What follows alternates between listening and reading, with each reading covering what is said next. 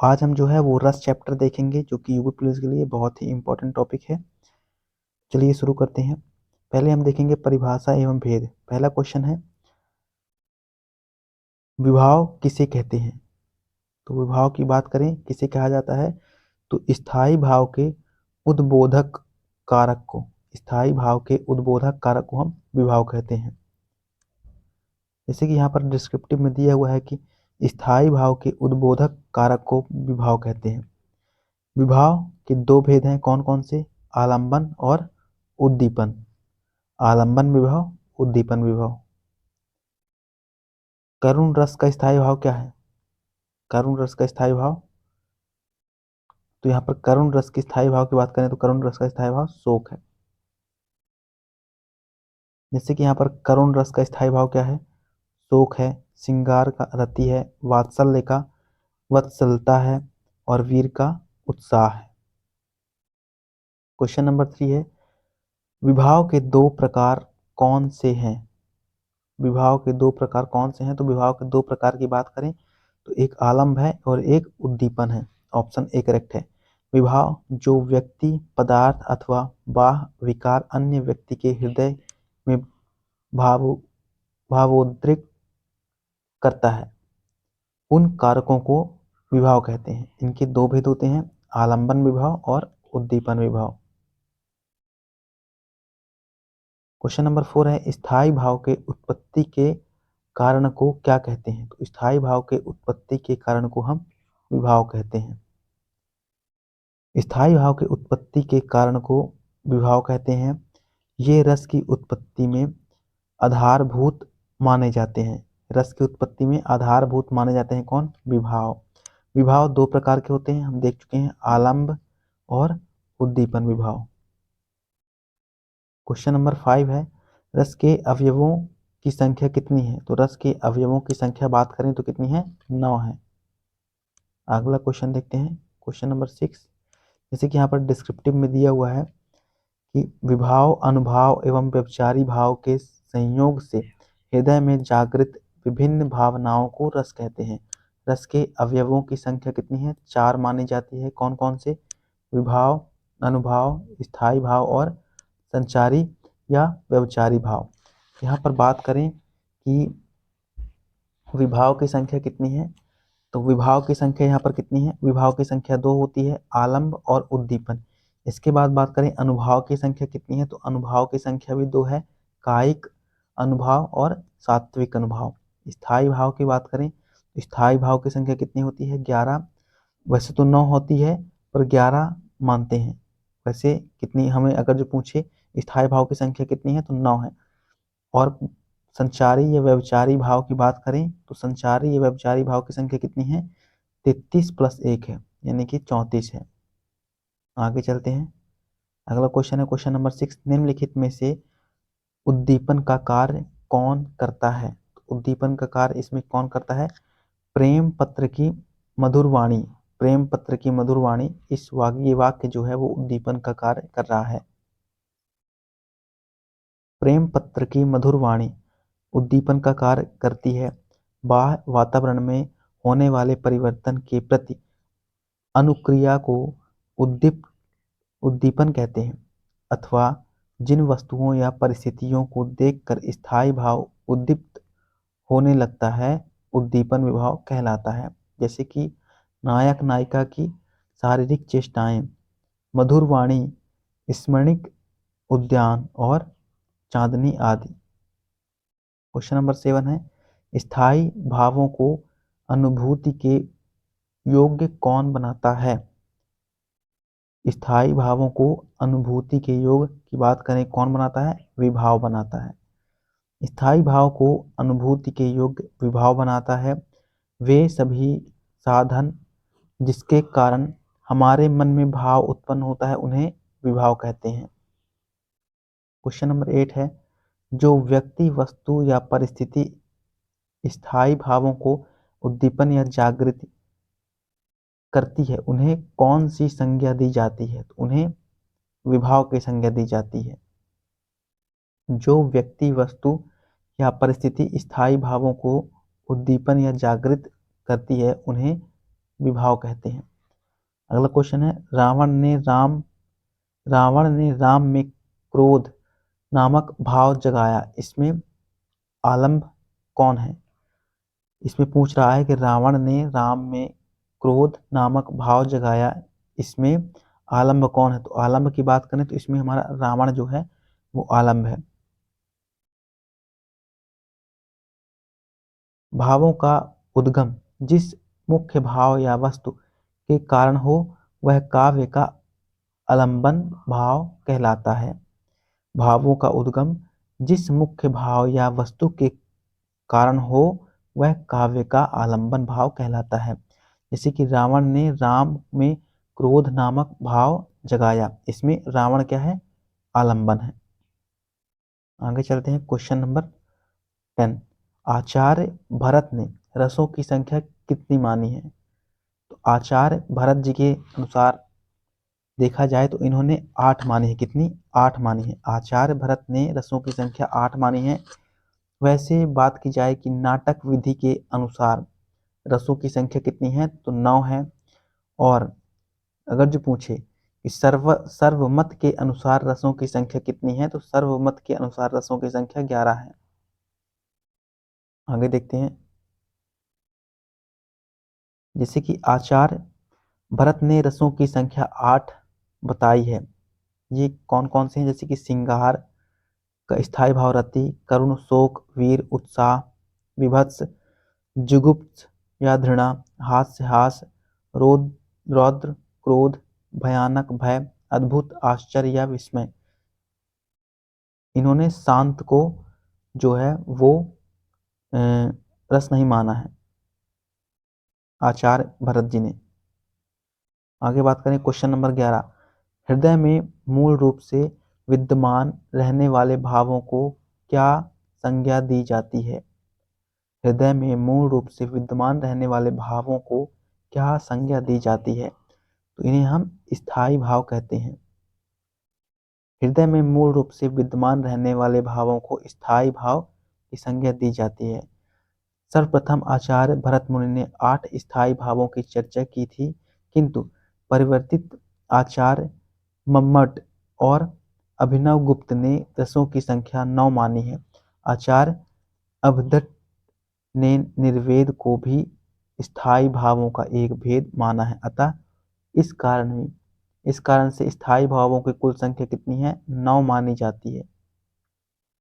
जैसे कि यहाँ पर श्रृंगार का स्थायी भाव रति, रौद्र रस का क्रोध, विभत्स रस का जुगुप्स, वीर रस का उत्साह, शांत रस का निर्वेद, हास्य रस का हास, करुण रस का शोक, भयानक रस का भय, अद्भुत रस का विस्मय। साहित्य में रस का क्या अर्थ है? साहित्य में रस का अर्थ बात करें तो साहित्य से मिलने वाली आनंदनाभूति, ठीक है, इसे साहित्य में रस कहा जाता है। साहित्य में रस का अर्थ है कि साहित्य में मिलने वाली आनंदनाभूति, अर्थात रस का शाब्दिक अर्थ आनंद है। किसी काव्य को पढ़ने या सुनने से जिस आनंद की प्राप्ति होती है उसे क्या कहते हैं? रस कहते हैं। आगे चलते हैं, क्वेश्चन नंबर 13। सहृदय की अवधारणा किस संप्रदाय से संबंधित है? तो सहृदय की अवधारणा जो है वो रस से संबंधित है। सहृदय सामाजिक तथा साधारणीकरण की अवधारणा रस संप्रदाय से संबंधित है। सहृदय श्रोता तथा पाठक को कहा जाता है। क्वेश्चन नंबर 14 है, किस भाव की परिपक्व अवस्था को रस कहते हैं? तो किस भाव की परिपक्व अवस्था को रस कहते हैं? स्थायी भाव की परिपक्व अवस्था को रस कहते हैं। इसका डिस्क्रिप्टिव देखते हैं। स्थायी भाव की परिपक्व अवस्था को रस कहा जाता है। स्थायी भाव ही रस का आधार है। स्थायी भाव की संख्या 9 मानी गई है। एक रस में मूलतः एक ही स्थायी भाव होता है जो काव्य के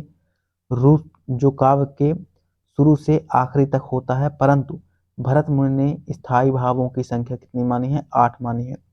स्थायी भाव, विभाव, अनुभाव, संचारी भाव के संयोग से ही किसी रस की निष्पत्ति होती है। आगे बात करें स्थायी भावों की संख्या मानी गई है। कितनी मानी गई है? 9 मानी गई है। और भरत मुनि के अनुसार कितनी है? तो 8 है। तो इसका आंसर हमारा ऑप्शन डी है। स्थायी भाव का अर्थ प्रधान भाव है, जो विभाव, अनुभाव एवं संचारी भावों के संयोग से रस की अवस्था तक पहुंचाता है। काव्य या नाटक में एक स्थायी भाव शुरू से अंत तक होता है। स्थायी भावों की संख्या 9 मानी गई है। ये स्थायी भाव ही रस के आधार हैं। भरत मुनि ने स्थायी भावों की संख्या 8 मानी है, हम देख चुके हैं, फिर से देख लेते हैं। जैसे कि रति, हास्य, शोक, क्रोध, उत्साह, भय, जुगुप्स, विस्मय। नोट में दिया है कि आचार्य अद्भट्ट ने निर्वेद को भी स्थायी भाव एक प्रकार का माना है। इस प्रकार स्थायी भावों की कुल संख्या देखी जाए तो कितनी है? 9 है। आगे है क्वेश्चन नंबर 16। वाक्यम रसात्मकम काव्यम कहने वाले आचार्य हैं। इसे किसने कहा है? विश्वनाथ ने कहा है। वाक्यम रसात्मकम काव्यम विश्वनाथ ने कहा है। अर्थात रसात्मक वाक्य ही काव्य हैं। यह वाक्य रस संप्रदाय के आचार्य विश्वनाथ ने अपने ग्रंथ साहित्य दर्पण में कहा है। क्वेश्चन नंबर 17 है। भरत ने रस सूत्र में निम्नलिखित में से किसका उल्लेख नहीं है? तो यहाँ पर स्थायी भाव का उल्लेख नहीं है। भरत मुनि के रस सूत्र में स्थायी भाव का उल्लेख नहीं है, जबकि विभाव, अनुभाव, संचारी भाव जिसे व्यभिचारी भाव भी कहते हैं, इनका उल्लेख है तीनों का, पर स्थायी भाव का उल्लेख नहीं है। रस संप्रदाय के प्रवर्तक भरत मुनि के रस सूत्र विभाव व अनुभाव, फिर इसके बाद बाकी भाव, ये बहुत इसे पढ़ लीजिएगा, है ना। अर्थात विभाव अनुभाव, इसका कहने का मतलब है कि अर्थात विभाव अनुभाव व्यभिचारी भाव के संयोग से रस की निष्पत्ति होती है। अतः भरत मुनि के रस सूत्र में स्थायी भाव का उल्लेख नहीं है।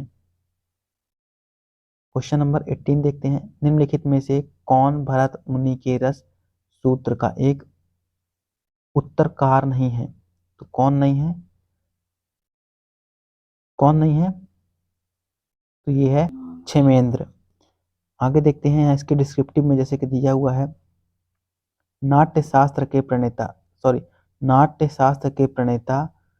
यहाँ पर नाट्य शास्त्र के प्रणेता आचार्य भरत मुनि के प्रसिद्ध रस सूत्र के प्रमुख व्याख्याकार भट्ट लोल्लट, जो कि 9वीं सदी, और भट्ट शंकुक 9वीं सदी और भट्टनायक 11वीं सदी तथा अभिनवगुप्त 11वीं सदी।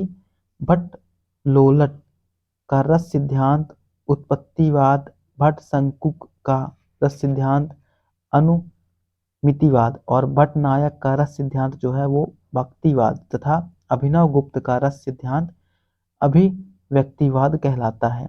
जबकि आचार्य क्षेमेंद्र औचित्य संप्रदाय के प्रवर्तक हैं और इनके काव्यशास्त्र ग्रंथ का नाम औचित्य विचार चर्चा है। आगे बात करते हैं क्वेश्चन नंबर 19। आचार्य भरत के रस सूत्र का उत्तर करते हुए अनुमितिवाद की स्थापना किसने की?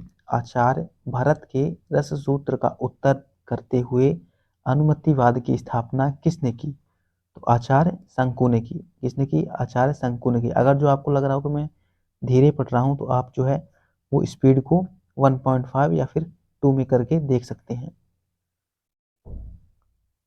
और वैसे भी रिवीजन तो करना है तो 2 में ही सही रहेगा मेरे अकॉर्डिंग, है ना।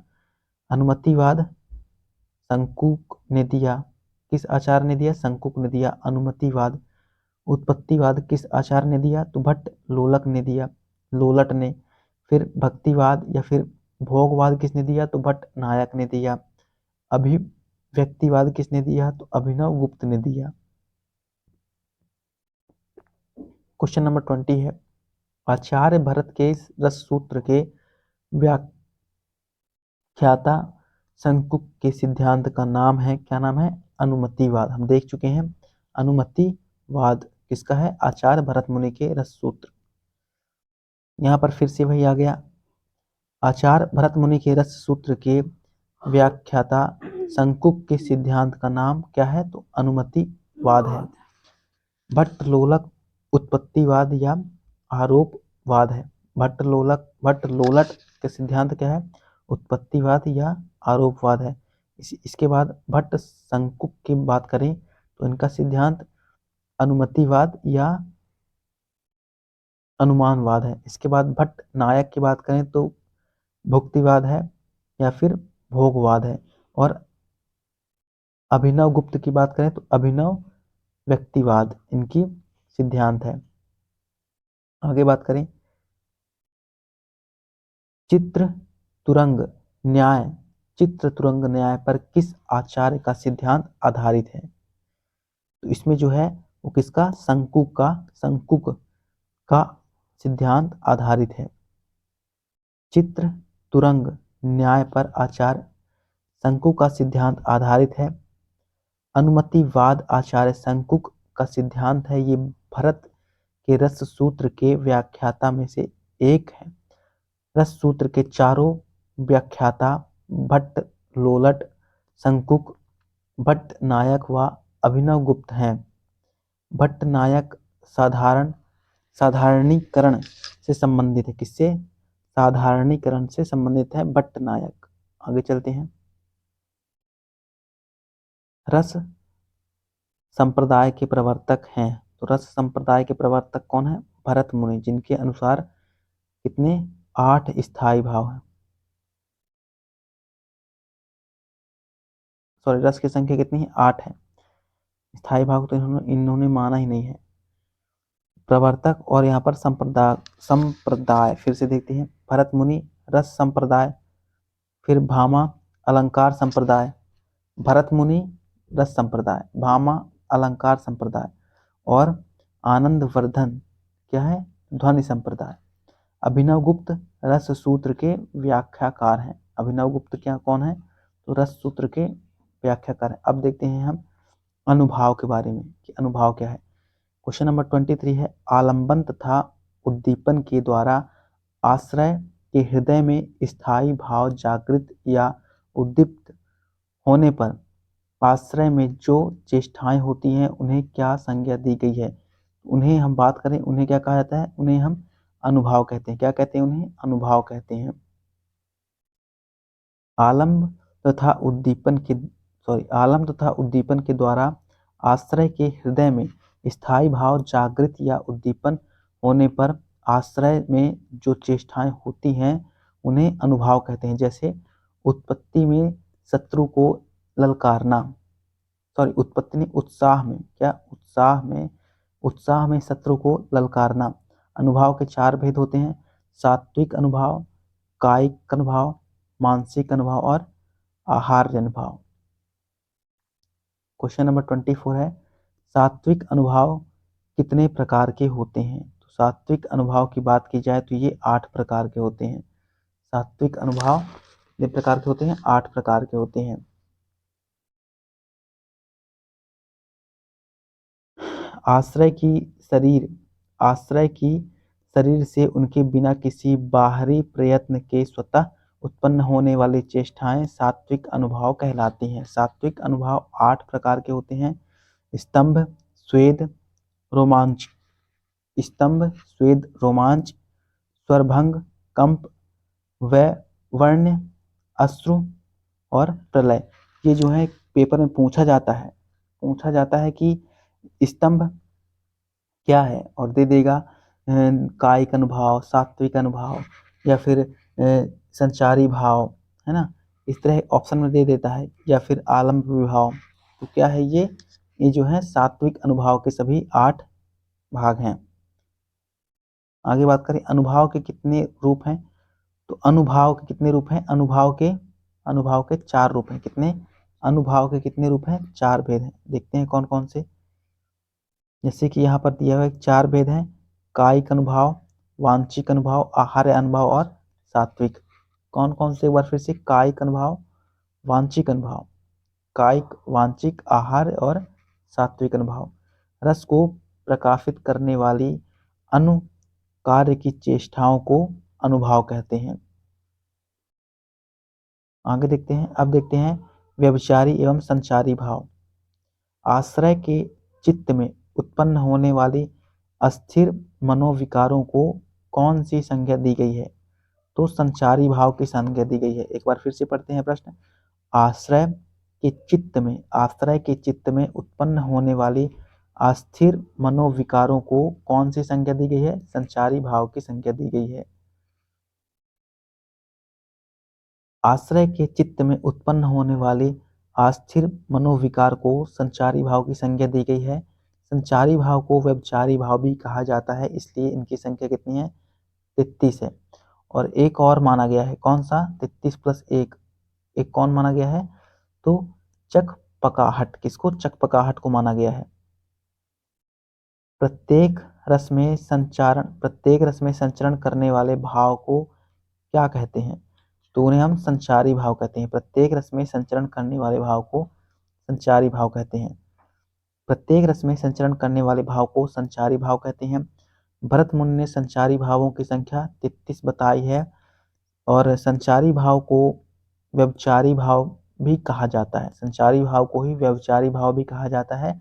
भरत मुनि ने रसों की संख्या कितनी बताई है? 8 बताई है। क्वेश्चन नंबर 28 है, संचारी भावों की संख्या कितनी है? तो 33 है। एक और जुड़ी है, उसका नाम क्या है? चकपकाहट। ठीक है, 34वें नंबर की। यहाँ पर दिया हुआ संचारी भावों की संख्या 33 मानी गई है। जो भाव मन में केवल अल्पकाल तक संचरण करके चले जाते हैं वो संचारी भाव या व्यभिचारी भाव कहलाते हैं। एक बार फिर से पढ़ता हूँ। जो भाव मन में केवल अल्पकाल तक मन में केवल अल्पकाल तक संचरण करके चले जाते हैं उन्हें हम संचारी भाव या फिर व्यभिचारी भाव कहते हैं। जो अनुकूल परिस्थितियों में घटते बढ़ते रहते हैं। भरत मुनि के अनुसार ये पानी में आप ही आप विलीन होने वाले बुलबुले के समान होते हैं। भरत मुनि के अनुसार क्या? ये पानी में आप ही आप विलीन होने वाले बुलबुले के समान होते हैं। कौन? संचारी भाव। आमर्ष क्या है? तो आमर्ष की बात करें तो ये क्या है? एक संचारी भाव है। क्या है? एक संचारी भाव है। आगे बात करते हैं। मन में आने जाने वाले संचरण करने वाले भावों को संचारी भाव अथवा व्यभिचारी भाव कहा जाता है। संचारी भावों की कुल संख्या 33 है। आमर्ष भी एक संचारी भाव है जो विरोधी का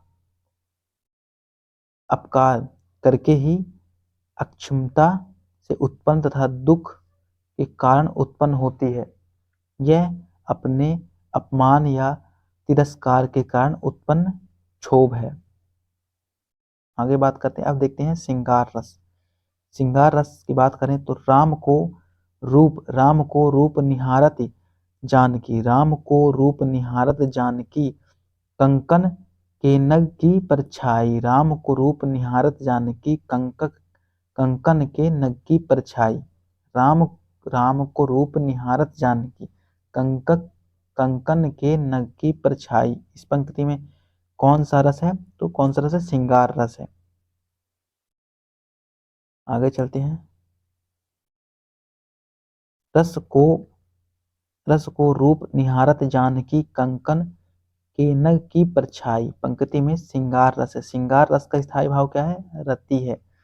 विभाव अनुभाव संचारी भाव के संयोग से अभिव्यक्त होने वाला परिपृष्ठ रति नामक स्थायी भाव श्रृंगार रस कहलाता है। आगे चलते हैं। निम्नलिखित उदाहरणों में से श्रृंगार रस का उदाहरण कौन सा है? तो इन्हें हमें यहाँ पर एग्जाम्पल दिया हुआ है कि ये 4 ऑप्शन दिए हुए हैं। इनमें से हमारा श्रृंगार रस का उदाहरण कौन सा है? तो श्रृंगार रस के उदाहरण की बात करें तो यहाँ पर है हमारा ऑप्शन डी। श्रृंगार रस जब किसी काव्य में नायक नायिका के प्रेम मिलकर विरह आदि जैसे क्रियाओं का वर्णन होता है तो वह श्रृंगार रस होता है। यह 2 प्रकार के होते हैं। संयोग और वियोग, संयोग श्रृंगार वियोग श्रृंगार। उदाहरण की बात करें संयोग, जैसे कि बतरस लालच लाल की, बतरस लालच लाल की मुरलीधरी लुकाए, सौ करे भोहनी हंसे, सौ करे भोहनी हंसे, देन कहे नट जाए। ठीक है, इसके बाद बात करें है खग मृग है खग मृग है मधुकर श्रेणी, तुम देखी सीता मृग नैनी। अब देखते हैं क्वेश्चन नंबर 32। वियोग के अंतर्गत कितनी काम दशाएं मानी गई हैं? वियोग के अंतर्गत कितनी काम दशाएं मानी गई हैं? तो यहाँ पर कितनी मानी गई हैं? 10 मानी गई हैं। क्वेश्चन नंबर 33 है, इनमें से किसे उज्ज्वल रस या मधुर रस भी कहा जाता है? तो उज्ज्वल रस या मधुर रस किसे कहते हैं? भक्ति रस को, भक्ति रस को उज्ज्वल रस या फिर मधुर रस भी कहा जाता है। यहाँ पर डिस्क्रिप्टिव की बात करें तो भक्ति रस को उज्ज्वल रस या मधुर रस भी कहते हैं। हालांकि नाट्य शास्त्र में श्रृंगार रस की परिभाषा में उज्ज्वल रस शब्द का प्रयोग किया गया है तथा अनेक ग्रंथों में श्रृंगार रस का वर्णन मधुर एवं उज्ज्वल रस के रूप में किया गया है, किंतु आयोग द्वारा विकल्प ए भक्ति रस को सही माना गया है। तो हमारा यहाँ पर क्या है? उज्ज्वल रस या मधुर रस क्या है? भक्ति रस को कहा जाता है। आगे देखते हैं क्वेश्चन नंबर 34। माधुर्य गुण किस रस में प्रयुक्त होता है? तो माधुर्य गुण की बात करें किस रस में?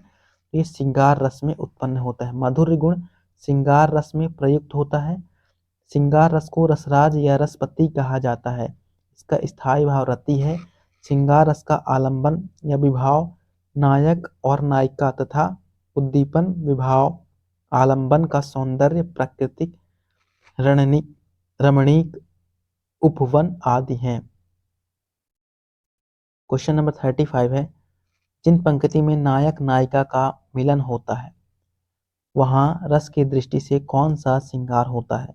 तो वहां पर बात करें संयोग, कौन सा? संयोग श्रृंगार होता है। जिस पंक्ति में नायक नायिका का मिलन होता है वहां रस की दृष्टि से संयोग श्रृंगार होता है। उदाहरण के लिए बतरस लालच लाल की, बतरस लालच लाल की मुरलीधरी लुकाए, सौ करे भोहन हंसे, सौ करे भोहन हंसे, देह कहे नट जाए। श्रृंगार रस के दो भेद होते हैं, संयोग श्रृंगार और वियोग श्रृंगार।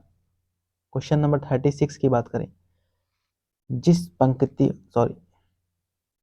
जिन पंक्तियों में नायक नायिका के संयोग या वियोग का वर्णन होता है वहां रस की दृष्टि से कौन सा रस होता है? तो हम देख चुके हैं श्रृंगार रस होता है।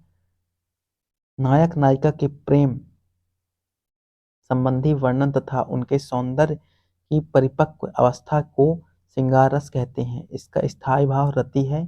इसके दो भेद होते हैं, एक संयोग रस, दूसरा वियोग रस। संयोग रस की बात करें जहां नायक और नायिका की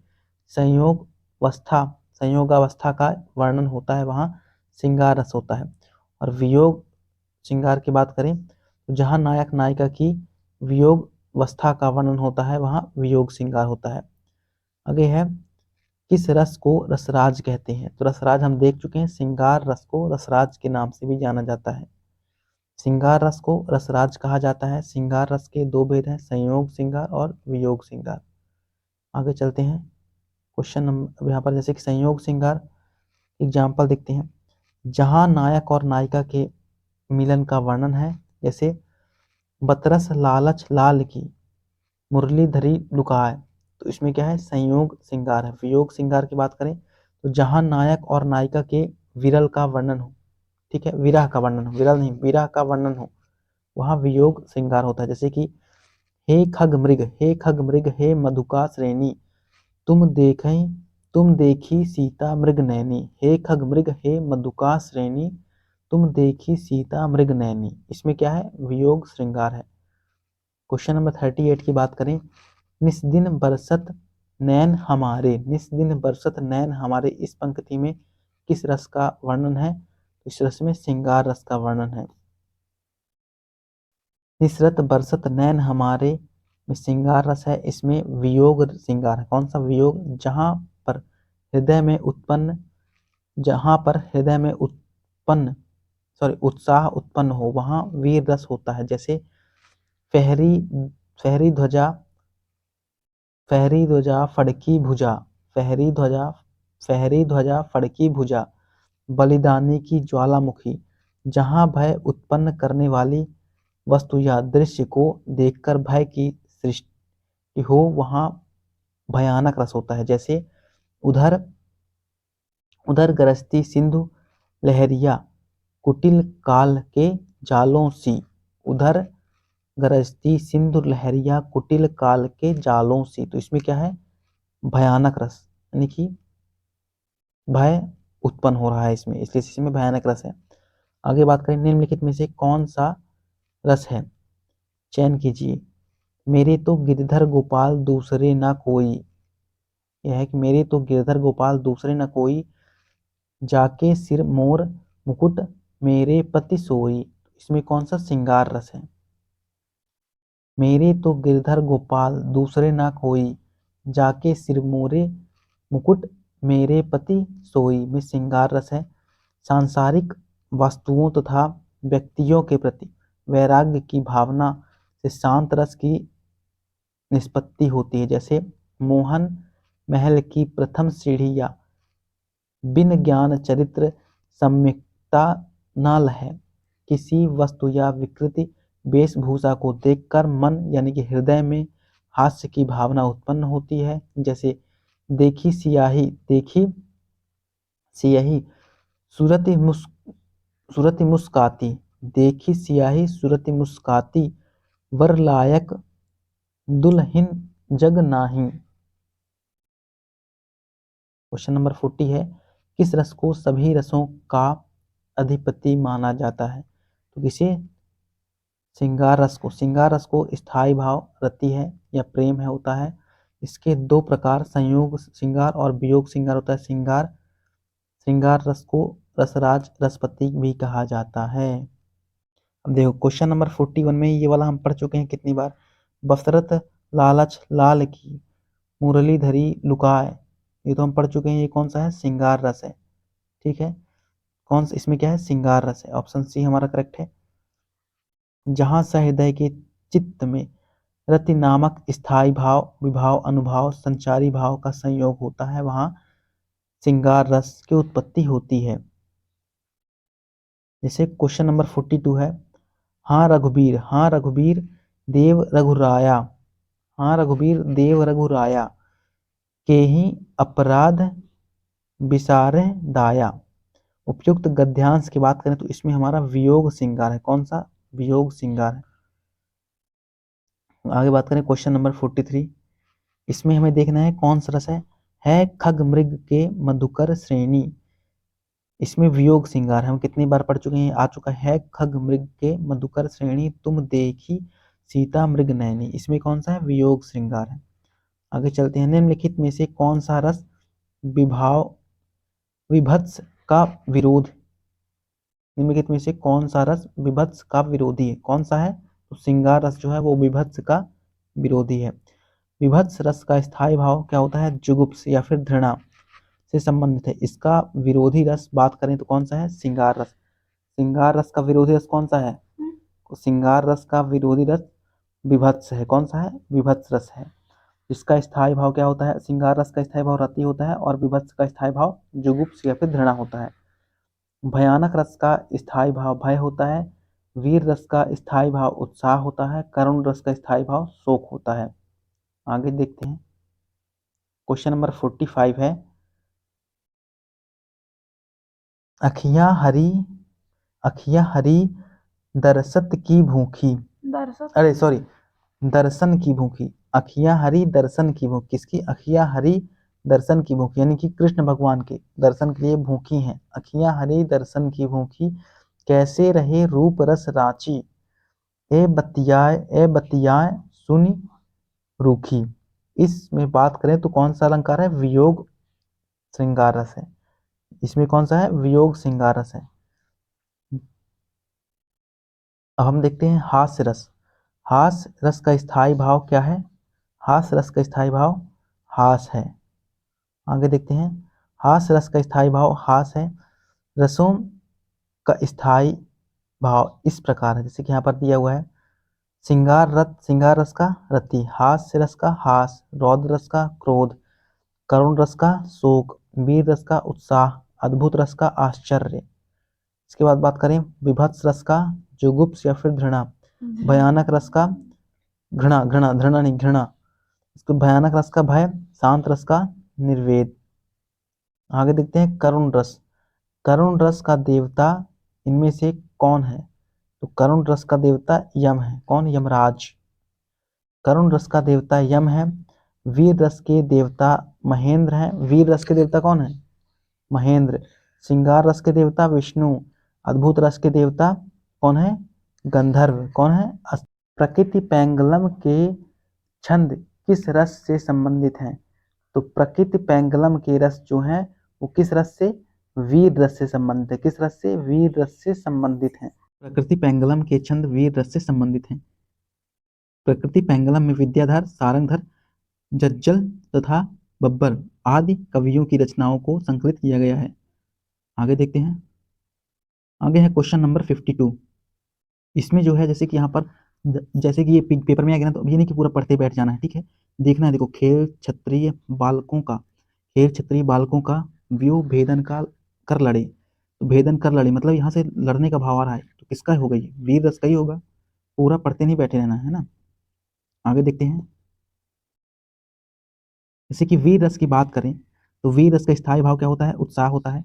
ये 4 प्रकार के होते हैं, युद्धवीर, दानवीर, दयावीर और धर्मवीर। वीर रस में इनमें से कौन से गुण की प्रधानता होती है? तो वीर रस में बात करें, इनमें से ओज गुण की प्रधानता होती है। किसकी? ओज गुण की प्रधानता होती है। वीर रस में ओज गुण की प्रधानता होती है। वीर रस का स्थायी भाव उत्साह होता है। भरत मुनि ने वीर रस के 3 प्रकार बताए हैं, दानवीर, धर्मवीर और युद्धवीर। आचार्य ने वीर रस के 4 भेद बताए हैं। आचार्यों ने वीर रस के 4 भेद बताए। कौन कौन से? दानवीर, धर्मवीर, युद्धवीर और दयावीर। जबकि भरत मुनि के अनुसार भरत मुनि ने 3 बताए हैं। आगे देखते हैं, आगे नदियां हैं बड़ी अपार। आगे नदियां हैं बड़ी अपार में कौन सा रस है? इसमें वीर रस है, ठीक है। देखो, आगे नदियां हैं बड़ी अपार, घोड़ा कैसे उतरे पार, राणा ने सोचा इस पार, तब तक चेतक था उस पार। इसमें कौन सा रस है? तो वीर रस है, जिसका स्थायी भाव उत्साह होता है। कुरुक्षेत्र कविता में मुख्य रस कौन सा है? तो कुरुक्षेत्र कविता की बात करें तो इसमें मुख्यतः वीर रस है। रामधारी सिंह दिनकर की कृति है कुरुक्षेत्र, मतलब रामधारी सिंह दिनकर द्वारा लिखी गई है कुरुक्षेत्र कविता। इसमें वीर रस का प्रयोग हुआ है, जबकि श्रृंगार, करुण और वात्सल्य रस असंगत है।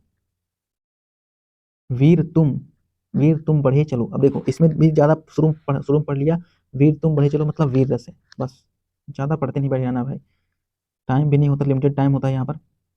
आगे देखें, इसमें भी हमें दिए गए पंक्ति में रस बताना है।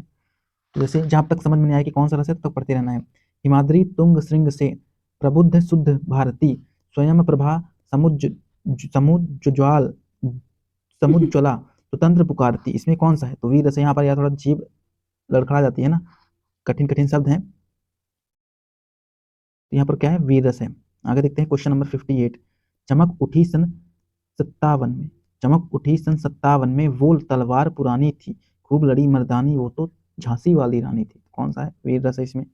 अब देखते हैं विभत्स रस। रिपु रिपु आतन की कुंडली, करी जोगिन चबात, पीबह में पीबन में पागी, मनो जुबत जलेबी खात। यहाँ कौन सा रस है? तो यहाँ जो है वो विभत्स रस है। रिपु आन रिपु रिपु आतन की कुंडली, करी जोगिन चबात, पीबह में पागी, मनो जुबती जलेबी खात। इसमें कौन सा अलंकार है? तो विभत्स रस है, अलंकार बोल रहा हूं मैं भी। जुगुप्स का स्थायी भाव क्या है? जुगुप्स का स्थायी भाव की बात करें तो जुगुप्स का स्थायी भाव क्या है? विभत्स। क्या है? विभत्स। आगे देखते हैं, इसमें भी क्वेश्चन नंबर 61 है। जहाँ तह मज्जा मांस रुचिर, लखी परत बगारे, जित जित चिटकै हाड, सेत कहूँ कहूँ रथ नारे। इसमें कौन सा है? तो इसमें भी है हमारा कौन सा अलंकार? अरे कौन सा रस है यार, मैं अलंकार बार बार बोल रहा हूँ। तो इसमें भी हमारा विभत्स रस है। कौन सा? विभत्स रस है। अब देखते हैं अद्भुत रस। कबीर की उलटबासियों में कौन सा रस प्रमुख है? तो इसमें अद्भुत रस प्रमुख है। यह देख गगन मुझ में लय है, यह देख गगन मुझ में लय है, यह देख पवन मुझ में लय है, मुझ में विलीन झंकार सकल, मुझ में लय है संचार सकल, अमृत फूलता है मुझ में, संसार झूमता है मुझ में। उपरोक्त में से कौन सा रस है? तो इसमें कौन सा रस है? अद्भुत रस है। आगे बात करें अद्भुत रस में, अद्भुत रस के देवता इनमें से किसे माना जाता है? अद्भुत रस के देवता इनमें से किसे माना जाता है? गंधर्व को माना जाता है अद्भुत रस का देवता। आगे चलते हैं। अद्भुत रस के देवता गंधर्व को माना जाता है। किन्हें? गंधर्व को माना जाता है। अद्भुत रस के देवता गंधर्व को माना जाता है। जबकि जब किसी व्यक्ति के मन में किन्हीं वस्तुओं को देखकर आश्चर्य का भाव उत्पन्न हो, वहां अद्भुत रस होता है। इसका स्थायी भाव क्या होता है? आश्चर्य। विस्मय स्थायी भाव किस रस में होता है? तो विस्मय स्थायी भाव अद्भुत रस में होता है। किसमें? अद्भुत। आगे बात करें भारतीय वृत्ति का संबंध किस रस से है? तो ये अद्भुत रस से है। किससे है? अद्भुत रस से है। भारतीय वृत्ति का संबंध अद्भुत रस से है। वृत्तियां 4 प्रकार की होती हैं: भारतीय, कौशिकी, सात्विक और आर्भट्टी। क्वेश्चन नंबर 67 है, केशव कहीं ना जाई का कहिए, देखो तत रचना विचित्र अति समुझी मन ही मन रहिए। इसमें कौन सा अलंकार है? इसमें अद्भुत रस है। मैं अलंकार बोल रहा हूँ, सॉरी ब्रदर, है ना। इसमें कौन सा रस है? तो अद्भुत रस है। शांत रस की बात करते हैं। अब लो नसानी अब ना नसैहो, अब लो नसानी अब ना नसैहो में कौन सा रस है? ये शांत रस है। आगे चलते हैं क्वेश्चन नंबर 69 में। इसमें भी जो है, तो इसमें भी अगर जो हम पढ़ेंगे तो इसमें भी क्या है? शांत रस ही दिया हुआ है अपना, है ना, शांत रस है। क्वेश्चन नंबर 70 है, शांत रस का स्थायी भाव क्या होता है? तो शांत रस का स्थायी भाव निर्वेद। हिंदी साहित्य का नौवा रस कौन सा है? तो नौवा रस की बात करें तो शांत रस जो है वो हिंदी साहित्य का नौवा रस है। हिंदी साहित्य में नौवा रस कौन सा है? शांत रस है। भरत मुनि ने 8 प्रकार के रस की चर्चा की है, परंतु अधिकतर विद्वानों ने 9 रस बताए हैं, जो निम्न है: श्रृंगार, हास्य, रौद्र, करुण, वीर, अद्भुत, भयानक, शांत और विभत्स। इसके बाद एक पंक्ति दी हुई है, जैसे कि मन रे तन कागद का पुतला, लागै बूंद बिनसी जाय छिन में, गर्भ करे क्या इतना। इसमें कौन सा है? इसमें जो है हमारा कौन सा अलंकार, कौन सा रस है? मैं अलंकार बार बार बोल दे रहा हूँ। इसमें अपना शांत रस है। कौन सा? शांत रस है। अब देखते हैं अन्य। भयानक रस का स्थायी भाव क्या है? भयानक रस का स्थायी भाव क्या है? तो भयानक रस का स्थायी भाव भय है। क्या है? भय है। भक्ति रस के प्रतिष्ठापक आचार्य इनमें से कौन से हैं? तो भक्ति रस के प्रतिष्ठापक आचार्य रूप गोस्वामी। कौन है? रूप गोस्वामी जी हैं। माधुर्य गुण में किस तरह के वर्ण रहते हैं? माधुर्य गुण में किस तरह के वर्ण रहते हैं? तो रा, ला आदि कोमल वर्ण जो हैं वो माधुर्य गुण में रहते हैं। निम्नलिखित में से कौन सा विकल्प रस के अंतर्गत नहीं है? तो रस के अंतर्गत नहीं है तो हास्य हमारा रस है, भयानक रस है, रौद्र रस है, व्यंग हमारा रस नहीं है। ऑप्शन डी हमारा ए यहाँ पर करेक्ट है। व्यंग रस के अंतर्गत नहीं आता। हास्य, रौद्र, भयानक रस के अंतर्गत आते हैं। रसों की संख्या 9 है, जो इस प्रकार है: श्रृंगार, हास्य, करुण, रौद्र, वीर, भयानक, विमत्स, अद्भुत, शांत। अब यहाँ पर दिया हुआ है, पंक्ति दी हुई है, किलकत कान घुटुरवानी आवत, मणिमय कनक नंद के आंगन बिंब। इसमें कौन सा है? तो यार यहाँ तक पढ़ने में ही समझ में आएंगे कि इसमें कौन सा है। इसमें है अपना वात्सल्य रस। कौन सा? इसमें वात्सल्य रस है। आगे देखते हैं। भाव जिसके हृदय में रहते हैं उसे कहते हैं क्या? आश्रय। भाव जिसके हृदय में रहते हैं उसे आश्रय कहते हैं। तो यहाँ पर हमारा जो है वो रस चैप्टर कंप्लीट होता है। आई होप आपको पढ़ने में मजा आया हो। अगर जो वीडियो आपको अच्छा लगा हो तो अपने दोस्तों तक शेयर करें और वीडियो को लाइक करें। Thanks for watching.